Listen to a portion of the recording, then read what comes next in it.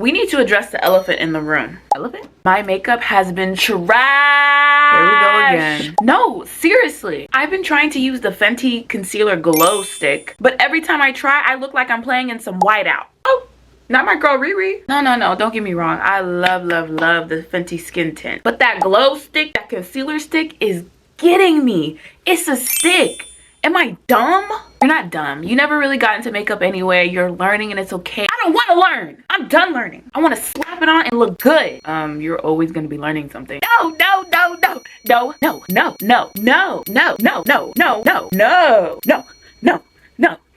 Are you done?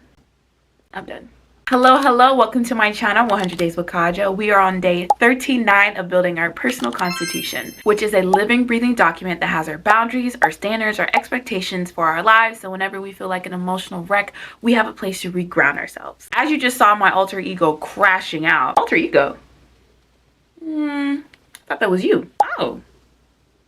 We'll talk about that later. Anywho, crashing out because you have to learn something new in your mid-20s is not the move. Learning doesn't stop once you cross that stage and grab that diploma. We want to constantly exercise our brains, challenge ourselves, learn something new so we can experience more in life. So it is extremely important we outline what lifelong learning will look like for you. Step 1, professional versus personal lifelong learning. Knowing how to differentiate the two will allow you to feel like you have more control and agency with your lifelong learning. Let's say you want to get a certification or a license. For your personal life, it might be a side hustle or just for fun versus your professional career where you may want to increase your validity and competence. We all want to build some soft skills. For your personal life, it may just be overall versus your professional career where you want to directly link to your role or a role that you are trying to obtain. We love a girl who goes to forums and seminars. For your personal life, you may attend anything for any topic that you fancy. Versus your professional career, you will only go to things that are adjacent to your career, your industry, your role, you name it. What if you just want to engage with like-minded people? For your personal life, you may just intentionally go out by yourself to force yourself to meet those like-minded people. Versus your professional career where you may go to networking events or join professional associations. Let's say you want to dabble a little in mentorship, giving or receiving. For your personal life, this could be a hobby or just an interest versus your professional career where it's directly linked to your role. Then we have personal finance. This one's a little tricky because the line is blurred between professional and personal. You may want to grow your wealth outside of your profession. Maybe you don't care about what job you have as long as you're investing and budgeting. However, some people may lean towards their professional career in boosting their personal finance because they want to increase their salary or their seniority. In this instance, their personal finance is directly linked to their professional career. And we are in the era of a digital footprint. For your personal life, you may do social media and content creating about anything, any interest, any hobby, any little silly thing you can think of. Versus your professional career where you want to solidify that branding and allow social media to push you up the ranks within your industry. We love a girl who volunteers and donates. For your personal life, you will just volunteer or donate to causes and organizations that are aligned with you. Versus for your professional career where you may volunteer and donate to build a strong relationship with your community because you are aiming to be a leader within your industry. That's not to say that you don't feel anything for those causes, but the goal is different. Then we have life planning.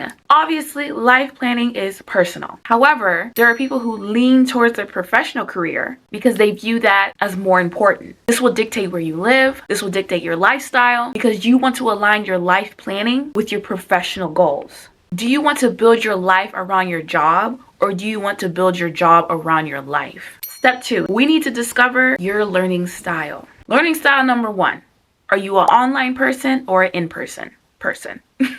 If you're an online person, that means that you're okay with self-study courses. Versus if you're an in-person person, you'd want a teacher or someone to correct your mistakes. Personally for me, I like both, but I do lean towards online. I like the flexibility to travel, to do what I want, to learn what I want, but some people need that structure. Knowing how you operate will make it more fun. 2, solo or group.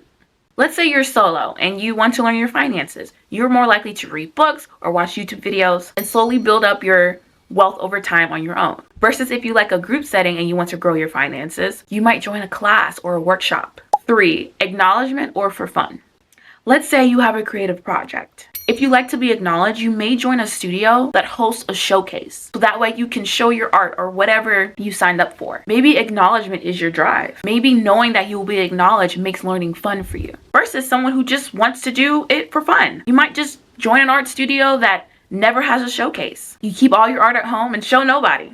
That's okay. When you define your learning style, you will never get bored of learning. And like I said, we want to exercise that brain. Okay, so for step 3, I want you to draw a table, have one side that says professional and one side that says personal. List out everything that you would consider or would like to learn in your professional career or in your personal life. Once you create that list, and off to the side, I want you to note whether you would do it online or in person, solo or group, acknowledgement or for fun. This will give you a better understanding of the kind of person that you are versus just listening to me yap.